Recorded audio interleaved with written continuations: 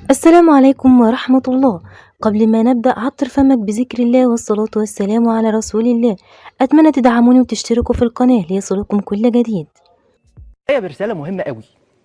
في رسالة مهمة قوي بعد بالتحديد حلقة يوم الأربعاء اللي فات، والكلام اللي وجهناه للبعض من اتهمونا بأمور غير حقيقية بالمرة.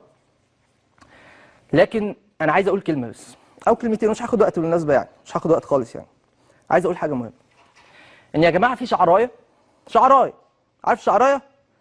في شعراية ما بين الرد المحترم والرد اللي بالطريقة، واخد بالك فهمني ازاي، وما بين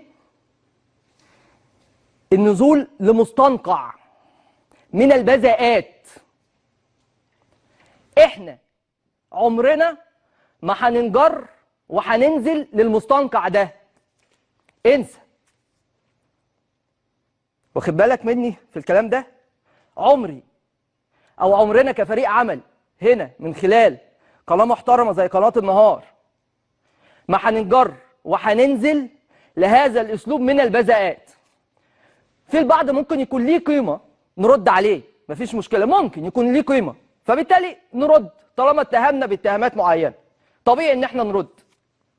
لكن في البعض الآخر مغلوب على أمره زي ما قلت لحضراتكم، ولا يستحق عناء الرد، ومعروف تمامهم. فدول انسى ان احنا هنقلل من نفسنا. ما تحطهاش في حساباتك ابدا ان احنا نقلل من نفسنا وننزل لهذا المستنقع من البذاءات. احنا بنيجي نرد رد محترم، رد مؤدب، رد يليق بينا وقيمتنا، ويليق بالمشاهد قبل اي حد، اللي دايما بينتظر مننا الشغل الاعلامي المحترم. بالتالي مثل هذه الامور مش هتخلينا ابدا ان احنا نخرج عن الطريق بتاعنا والسياسة بتاعتنا. وهدفنا من اول يوم في البرنامج ده ايه هو هدفنا؟ تقديم رسالة اعلامية محترمة، رسالة اعلامية هادفة، رسالة اعلامية بشكل مهني محترف بحت. فايا كان ايه اللي هيحصل، ايا كان ايه المضايقات اللي ممكن نتعرض ليها، ايا كان ايه البذاءات اللي ممكن تتقال علينا، احنا بعيد تماما عن الطريق ده.